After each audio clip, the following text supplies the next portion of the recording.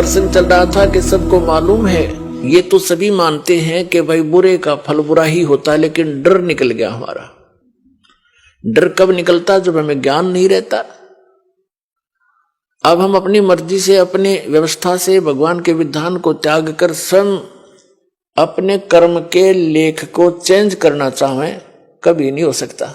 जिस समय कंस ने अपनी बहन देवकी का विवाह श्री वासुदेव जी से किया, श्री कृष्ण जी के माता पिता थे वो, और कंस उनका मामा था, तो उसने बड़े प्यार से अपनी बहन का विवाह किया और उसको सी ऑफ करने के लिए अपनी नगरी की सीमा तक छोड़कर आते थे।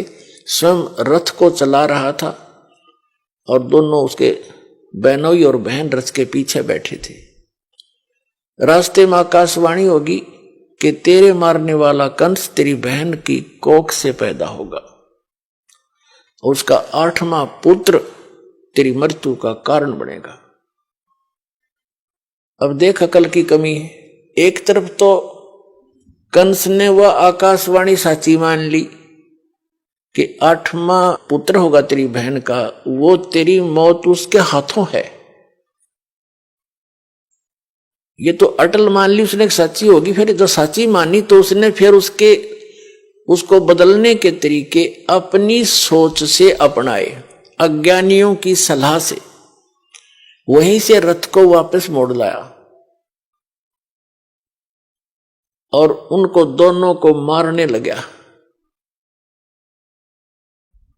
अब अपनी मौत तो इतनी प्यारी और बहन और दामाद उस बनोई की मौत उसने कुछ भी ना समझी, अकल के हीन ने। तब उन दोनों ने प्रार्थना की कि भाई, उसकी बहन कहने लगी भाई मुझे मारे ना, क्यों बहन भाई का लगाव न्यारा ही होता है। भले ही वो इस बात को सोच रहा था, फिर भी बहन की इस पुकार को पर उसने जोर देना पड़ा। कुछ रजा मालिक की थी कि तू ऐसा कर, हमें मारा मत, हमने यहां नजरबंद कर ले दोनों को, जितनी भी संतान होगी हम तुझे दे देंगे, तो जो चाह वो कर लिए भाई।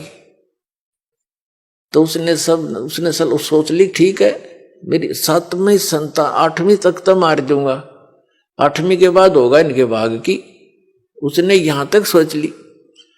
तो उनको रख लिया, चल बहन को मारने का भी पाप बच गया।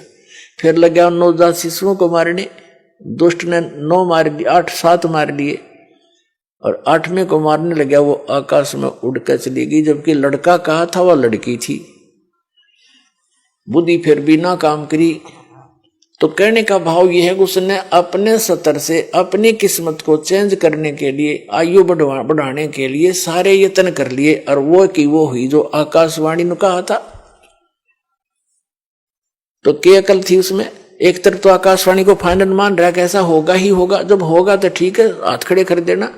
अगर मैं दुष्ट हूं, मुझे शायद मैंने भी कभी उस बच्चे को मारा होगा, आज अपना बदला ले लेगा, 8वीं संतान कौन सी आज हो जाएगी, तो इस करके जी लेना चाहिए था।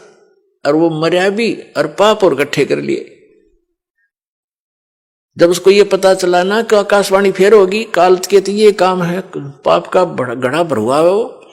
जब श्री कृष्ण जी का जन्म हुआ जेल में, और उसे लेकर उसका पिता दूसरे स्थान पर अपने मित्र के यहाँ छोड़ आया, वहां से नवजात उत्पन्न लड़की को वापस लाकर वहां रख दिया।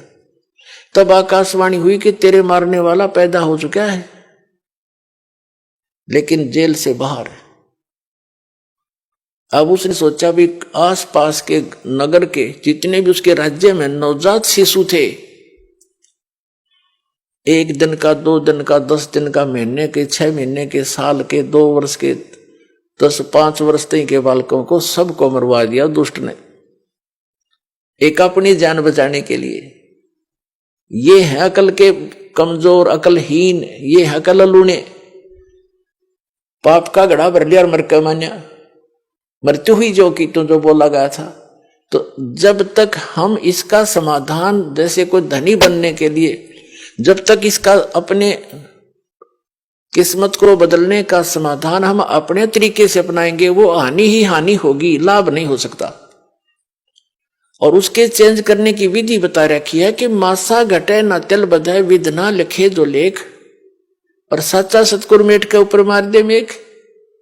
परम संत की शरण में, कबीर परमात्मा के बच्चे की शरण में आने के बाद फिर ये प्रारब्ध कर्म वो बदल सकता है, सारे इतिहास चेंज कर सकता है। वो समर्थ है। समर्थ किसे कहते हैं फिर?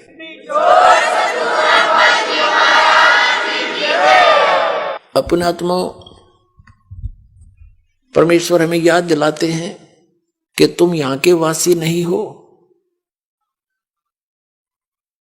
और वो परमात्मा स्वयं ही चलकर आते हैं, हमें यथार्थ ज्ञान बताते हैं। जैसे आप जी सत्संग में आते हैं, महीने 2 महीने 10-15 दिन, महीने 4 महीने में तकरीबन सभी आ लेते हैं।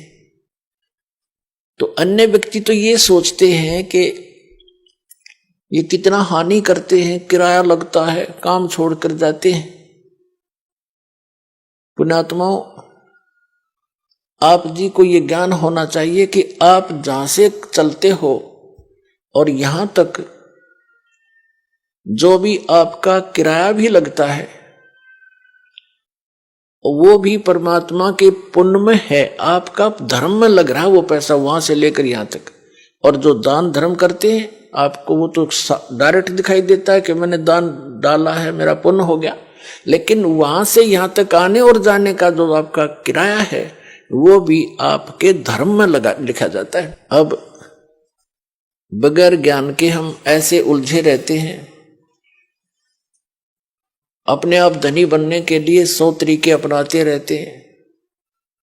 परमात्मा कबीर जी कहते हैं, कल्पे कारण कौन है कर सेवा निकाम, मन इच्छा फल देऊंगा जो पड़े मेरे ते काम।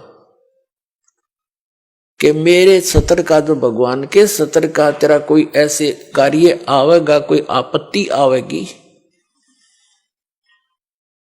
तो फिर कहता है तू चिंता ना करना, तेरा मन इच्छा फल दूंगा तुझे, यदि तू परंतु रहना पड़ेगा तूने मेरी मर्यादा में।